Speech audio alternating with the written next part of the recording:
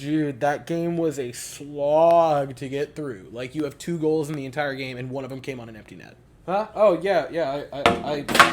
I couldn't agree more. I mean, who'd want to watch goaltenders make a bunch of really nice saves? That doesn't sound fun to me.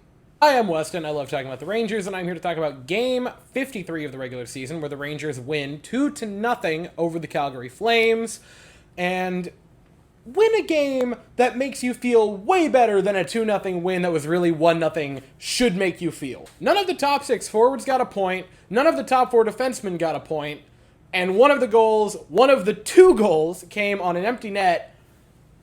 But, dude, that game felt great. And it's not because the Rangers just, they overpowered them the entire night. Because I think it was a pretty close game, all said and done. I thought the Rangers looked really good for the first 40 minutes and then kind of took a step back in the last 40. I thought the Flames never looked out of their element for it, but I thought they definitely got better in the third period. And it's not, this game could have been a blowout either way. This could have been a barn burner. Easily, it could have been 6-5 and no one would have batted an eye.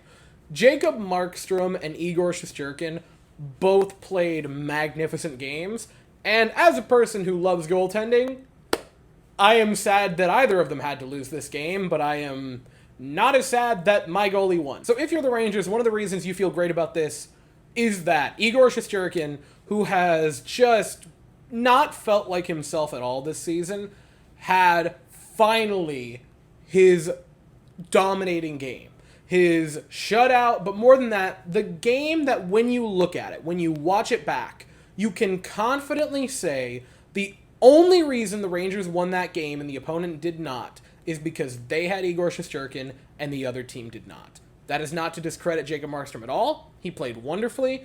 Great game for him. Igor Shesterkin played out of his mind tonight. He stood on his head for the entire 60 minutes, stopping all 30 shots that came his way. And that does not tell you how many of those shots just should have been goals. So many. A couple of ridiculous ones with the glove, getting just a piece of it with the thumb of his glove in the second period, a ridiculous windmill off of Nazem Kadri in the second period, and a couple near the end of the game with the pad, and I think, the arm, this area, forearm/bicep area for him, ranging to his glove side. Igor Shesterkin finally had his dominating game, and guys, it just feels so good to see him on a good path. Because I said following the game against the Blackhawks that it did not feel like Shesterkin played bad. I thought he played really well in that game against the Blackhawks on Friday, actually. It was unfortunate, in my opinion, that in the third period, the Rangers defense, and really everyone on the Rangers, kind of just stopped playing, and the Blackhawks were able to tie it up. This didn't matter. Did not matter for Igor Shesterkin. Is it slightly alarming that for the past 2 games, the worst period in both of them has been the third? Igor sure looked great tonight, didn't he? So that's one of the reasons you feel good about it. Another reason, dude, the physicality. This was a very physical game by the New York Rangers, and from people you kind of wouldn't expect. Will Cooley's the first guy to go for a penalty for the Rangers, if I'm not mistaken. It was for roughing in the first period. He and one of the Calgary Flames kind of got into a shoving match, and Will Cooley ended up getting a penalty. So did the Calgary Flame in that instance. And, Will Cooley does lead all rookies in hits this season, but there's a very, very important word in that sentence that I just spoke, and it's rookies. Will Cooley is a rookie. So much of a rookie that he is living in Vincent Trocheck's basement, that is just something that will never not be entertaining to me, because I hope beyond hope that it wasn't this conversation between Vincent Trocheck and his wife, and he just brought him home like a stray dog. Oh, honey, I'm back, and guess what I found along the way? Hello. Fine, but he has to stay in the basement. Oh my god, she actually said yes, that's fine. Oh my god, that is so perfectly fine with me. Have you seen Rent in New York City? It's easy to forget because of how he plays, but Will Cooley is a rookie who is just never in his career acted like a rookie. And he was getting physical with the Calgary Flames, kind of setting the tone for him, and setting the tone for what would go down about halfway through the second period, which we'll talk about next. And we're not done talking about Will Cooley, but we'll talk about that after the second period dust-up. So almost halfway through the second period, the big dust-up comes, and it's the Rangers in the offensive zone, moving it around the boards. Specifically, it's Artemi Panarin and Martin Pospisil, who are just kind of shoving each other back and forth. Panarin gets a little bit of a reverse hit on Pospisil. He gets a hit back on Panarin. They're still kind of going after each other. The whistle blows. He gets one more good shove at Artemi Panarin. And in a way that I have not seen since the Pavel Buchnevich incident back in 2021, Artemi Panarin blows his top. And not loses his cool, like throws one really hard cross-check at him, like loses his cool to the point where the refs are actively separating them and Panarin's still throwing hooks. That was the most fired up I have ever seen Panarin, and then everybody on the ice starts to partner up, and the Rangers ended up on a penalty kill because 5 guys got taken to the box. I'm not saying that the 5 guys that went to the box for the Rangers did not deserve to.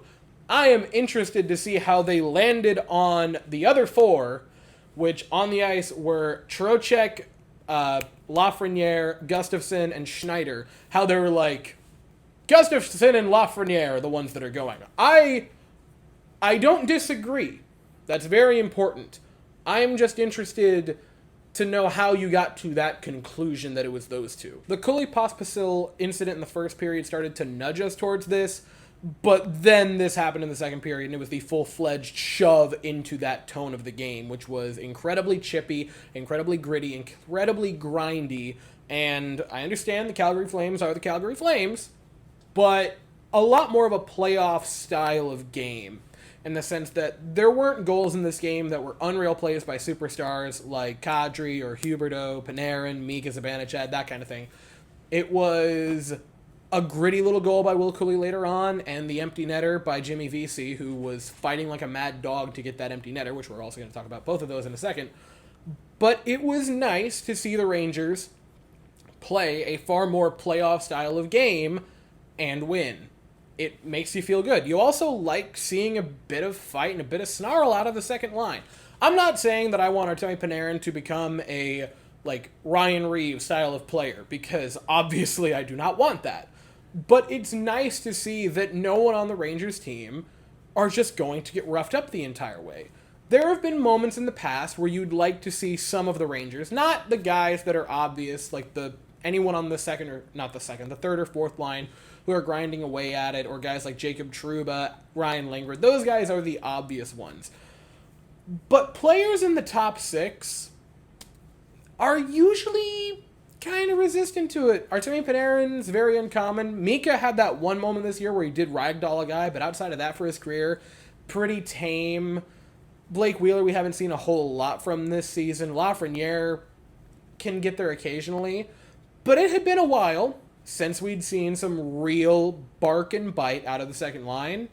And this starting from Artemi Panarin, they're done getting pushed around this season, I reckon. And I alluded to it. Let's talk about the Will Cooley goal. The Rangers' third line heads into the offensive zone with control. Capo Caco fires a shot on net. It's at Markstrom's feet. Will Cooley finds the loose puck just sitting in the blue paint, fires it home. A greasy, creasy little goal for Will Cooley, his 9th of the season, his 2nd out of the All-Star break, and the Rangers have the 1-0 lead.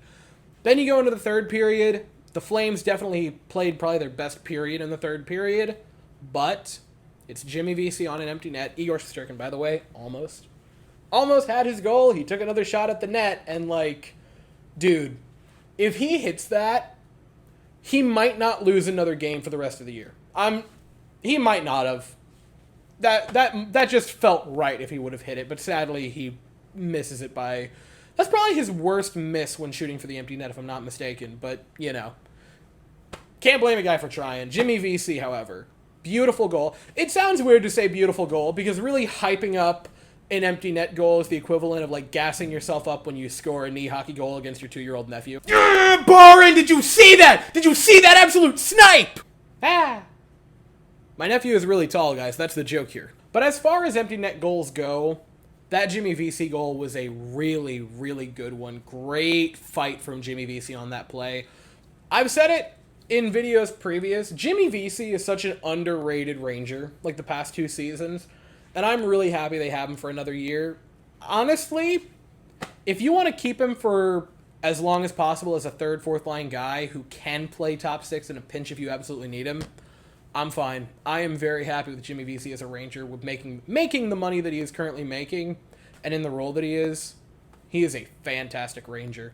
Beautiful goal to put him up 2-0 with like a minute left to seal the game. The Rangers win it 2-0. Like I already said. Second line showed snarl. They had a ton of good chances. Lafreniere could have had 5 goals in this game if Jacob Markstrom wasn't just prime Dominic Hasek for no apparent reason. The second line, aside from him, they passed really well. Specifically to Alexis Lafreniere, but they passed really well. The first line had some chances. Mika showed a pulse, which is always nice to see. Hopefully they can continue to feel good 5-on-5. Power play. Penalty kill looked pretty good for the Rangers. Defense, I felt, played a pretty good game. Specifically, the thing that we've got to talk about, and I already have, Igor Shesterkin. This was his night. This was his feel-good moment. And you hope that this is the Igor. Not a 30-for-30 shutout game, but this confident, overpowering, making those ridiculous saves, Igor Shesterkin is the one that you see for the rest of the season. And I'm going to go out on a limb and say that I feel pretty confidently that is going to be the Igor we see for the rest of the way. It's so strange to feel this good about a 2-0 win. But damn it if this was not a really, really feel-good 2-0 win. So the Rangers get Tuesday and Wednesday off. They will play again Thursday evening at 7 o'clock Eastern in Madison Square Garden, taking on the Montreal Canadiens.